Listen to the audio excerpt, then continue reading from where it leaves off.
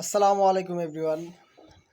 আজকে সকালে ঘুম থেকে উঠে বেলকুনিতে এসে দেখি যে চেরি ফল পেকে একাকার হয়ে গেছে।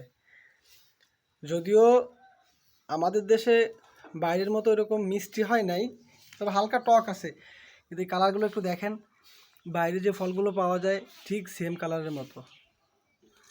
অনেক ফল পাকছে।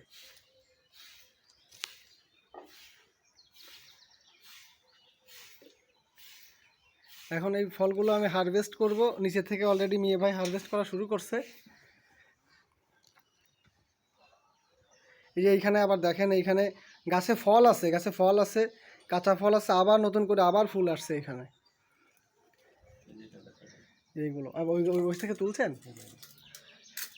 এই যে এই দেখেন, পেকে একেবারে লাল টুকটুকে হয়ে গেছে।